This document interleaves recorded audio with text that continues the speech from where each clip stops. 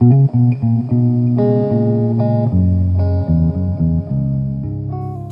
today we're going to make a fabric cover for this little Strathmore Mixed Media spiral bound pad and turn it into more of an art journal. I've done this before in the past. It is actually really simple. I'm going to do a couple of different fabric art journal covers, and then I'm going to at some point do a whole art journal that's just out of fabric. But we're going to start with the simpler one first and work our way up harder. So this one's really easy. So this is a small mixed media pad. This is 5.5 by 8.5. You could do it on any size pad. I chose this one because it was little. And the first thing you want to do is measure the cover. Now you do not want to measure your cover this way. If you do this, like on this one, this measures about 12 3/4. If you do it this way though, and you do it with it closed, and you start at the outer edge of the front cover, you wrap your tape measure around, it is 14 1/8. So if you don't measure it this way and you measure it the other way, when you get your fabric cover finished, it's not going to close. So you want the bigger number. So we want 14 1/8, and we're going to actually just make some notes right here on our drop paper. So we're going to cut a rectangle piece of fabric.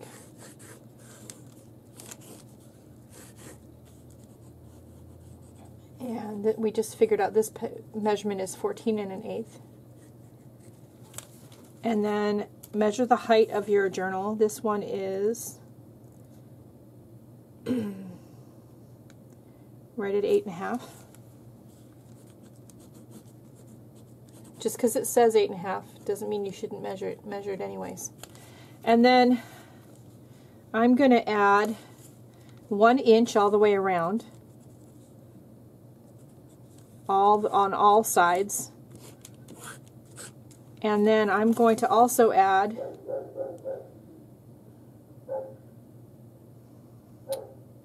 four and a half inches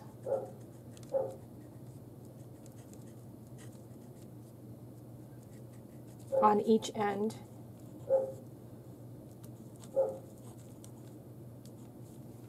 So we have 14 1/8 plus 9 inches. So I need to cut a piece of fabric that is 13 1/8 plus an inch, so 14 1/8. No, sorry. It would be 9 plus 14 1/8, so it would be 23 1/8 plus an inch, so 24 1/8. Oops. By 9.5. Okay, so I'm going to cut my piece of fabric out. Put everything over that way. I've got another piece of fabric that I designed from some Happy Melt. And this time I'm going to cut out my design with the fabric facing up, because I want to be able to see where my pattern's going to drop. I'm getting out my quilting ruler again, and I am going to, in this case, because I have this white selvage all the way around, I'm going to use that for part of my, no, I'm not either. I'm not going to. If you could use it for part of your seam allowances, but then you have to be really careful about where you sew so it doesn't end up showing. And I'm looking at this and it's not exactly straight, the printed piece. So we want, what did I say, 24 1/8.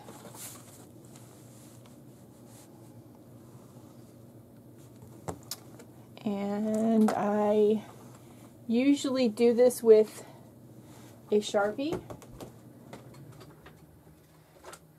Standard black Sharpie. Okay. So this ruler is 24, so I need to just add a little bit to the end here. Okay, and then we need 9.5 down on this side. Whoops.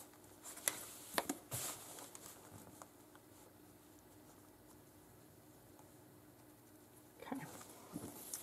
So now it's just a matter of connecting the dots.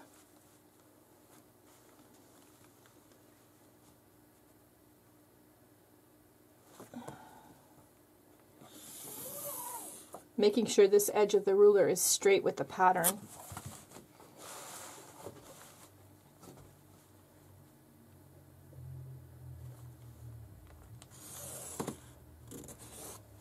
Okay, that creates my cutting lines.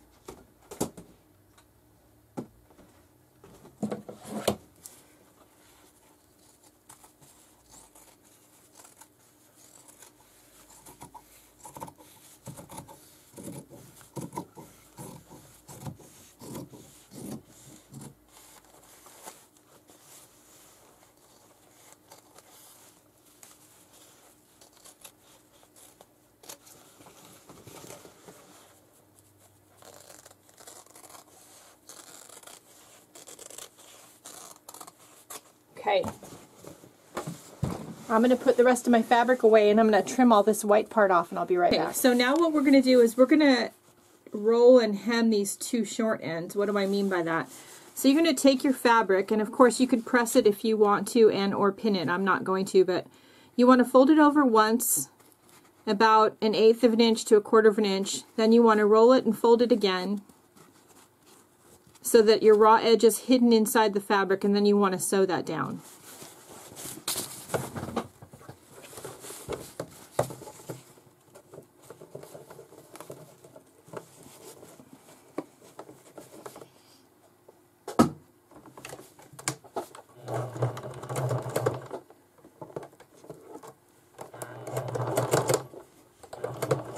Don't forget to backstitch at the beginning and the end.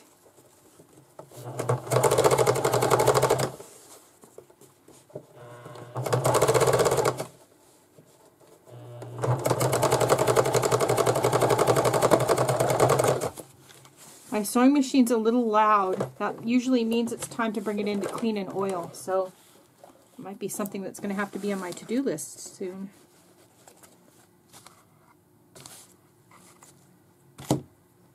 Okay, so now you'll end up with something like that. That's what you want. So now let's do the other side.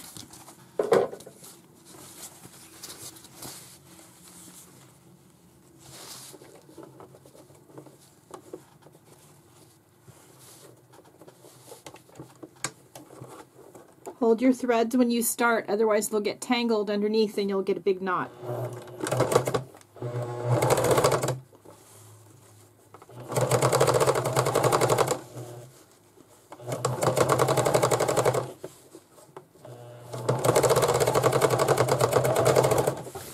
Okay, believe it or not, we're almost done. All right, now we are going to take our fabric, and right side up, we are going to fold our two short ends in towards the center.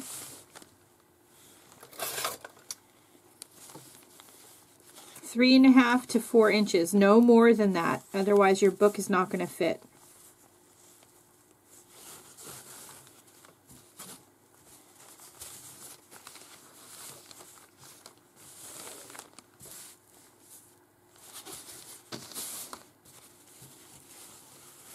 So you want to measure from the outside of the hem that you just made to the fold, and you want to make sure it's not more than 3.5 to 4 inches.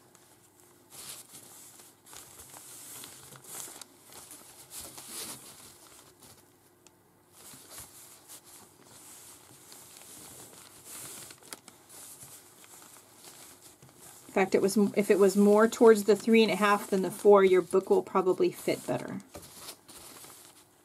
Better to have it be a little bit too loose than a little bit too tight.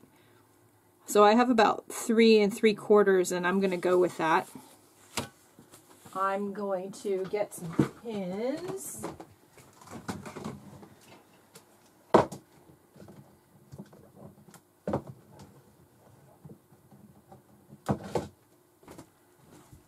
And pin it down. The only trick to this is whatever you do on the one side, make sure you do the same amount on the other side.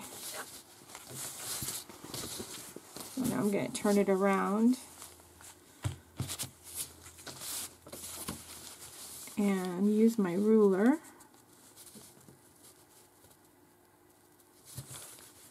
About there. And then I'm just finger pressing it. I'm just pushing down on the table with my hand and just finger pressing it like this. Of course you could run an iron over it, but y'all know I've already said I'm a lazy crafter. I don't want to be bothered getting the iron out.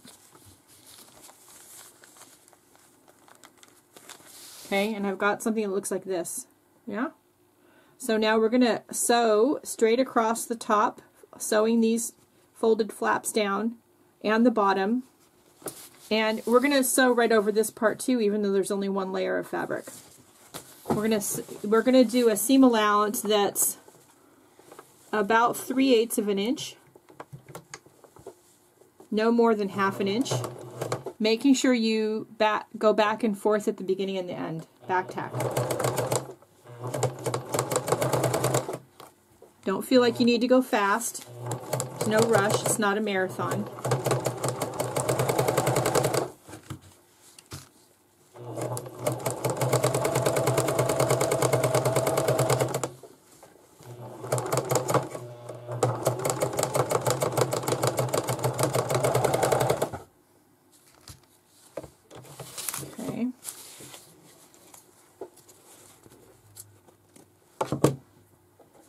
It's going to look like this.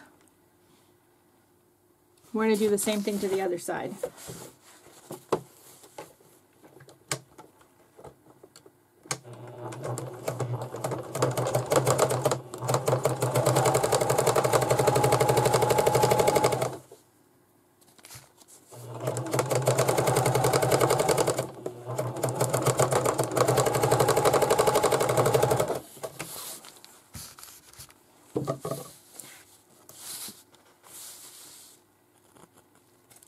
Okay, looking good. Now we need to hem this here. So what you want to do is about an inch in, wait, there we go, about an inch in from here. So right about here, you want to make a little snip down almost to the stitching, but not quite. Don't cut your stitches. So that you did that. Yeah? Do it on all 4 spots. It's really much easier to do this down on the table than holding it up like that in front of the camera. Okay. Alright, so now all 4 spots look like that. So now I'm going to take this other side and I'm going to take just this half of the seam allowance. I'm going to fold it down. I'm going to use the stitching I made right here to tell me where to fold it down to. I'm going to finger press it. Then I'm going to roll it up in on itself.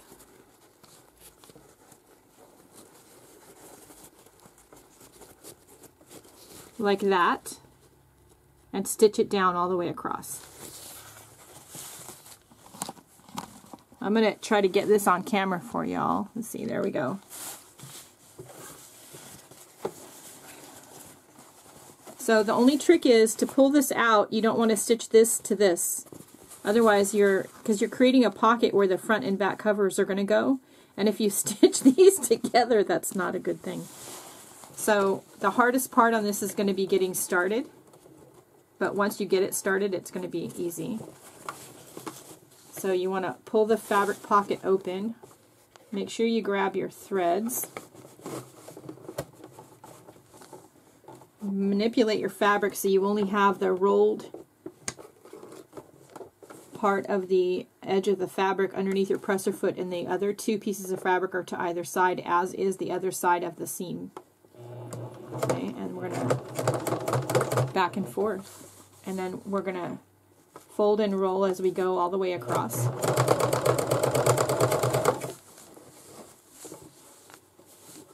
Just take your time and do this. There's no hurry.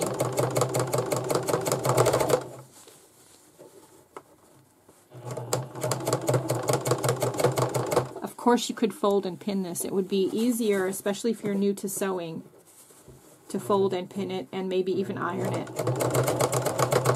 You could probably also do this with some fabric glue.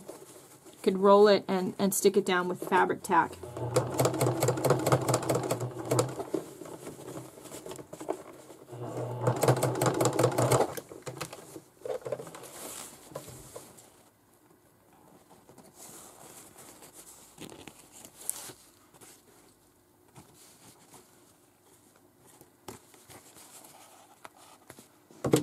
Okay, now I'm going to do the other side.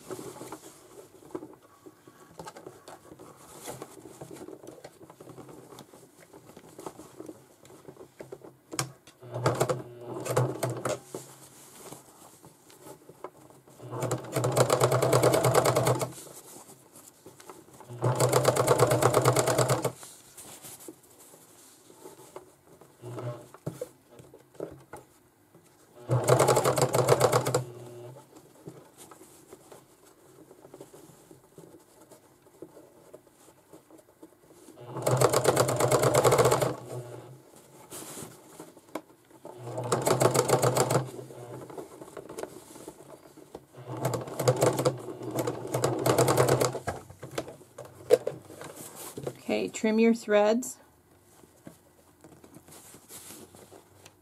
Always trim your threads. It bothers me. I even have trouble doing mixed media without and leaving the threads. I know it like gives it texture. It looks really cool.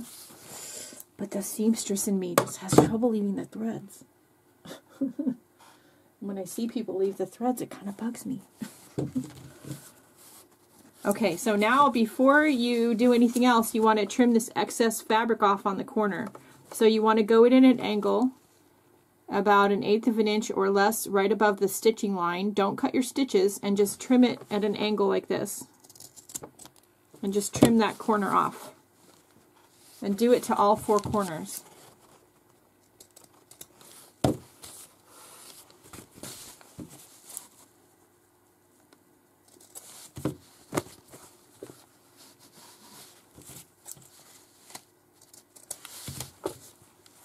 Okay, now, okay, so as I've said before in other videos, I use this old knitting needle. It's a number 11. I actually had a pair of them because I used to knit with them occasionally. I don't know where the other one went to. I think that's why it's in here now, because, yeah, I don't know. So I'm gonna turn my corners out, and I'm gonna use my knitting needle to gently poke the fabric out in the corner to get a nice square corner.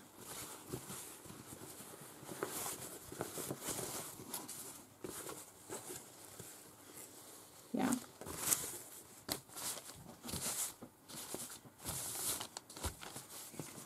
Other side.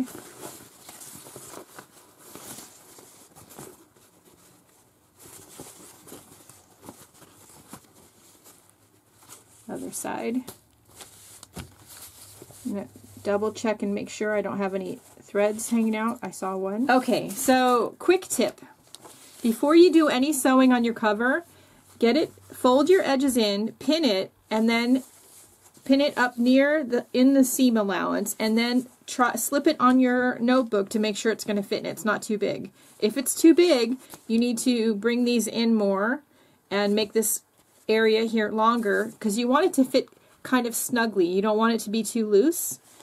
And then the other thing I wanted to tell you is, if you have a pad like this Strathmore pad, the only gripe I have about it is, unlike the Canson XL Mixed Media pad, which has chipboard on the front and back covers, this Strathmore pad only has chipboard on the back. It's got regular, like thick cardstock on the front. So I took a spare piece of chipboard and I glued it to the front cover to make it stiffer. Now, I'm going to take our cover that we made, and I want this part of the design to be on the front. So I'm going to slip it over the front, and it's going to be snug, but you want it to be snug. There we go. So we've got one. So then we're going to flip it around and do the same thing with the back.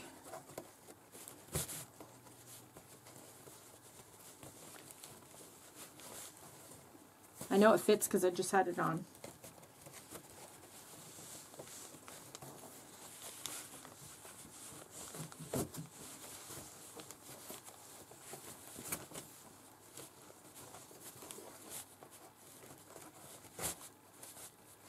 Of course, now that I'm on camera, I can't get it on.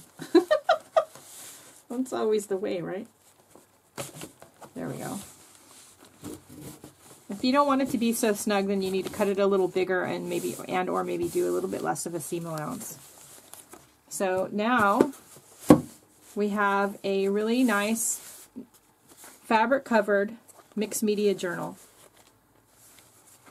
Now, if you want to, you could make this cover out of course, printed fabric, but you could also do it out of plain cotton, muslin, or canvas, and then paint it, or collage on it, or do a number of things to it. But it's an easy way to get a interesting fabric cover on your notebook without having to use any glue or anything else. Let's see, I found another string. The strings are going to be the death of me.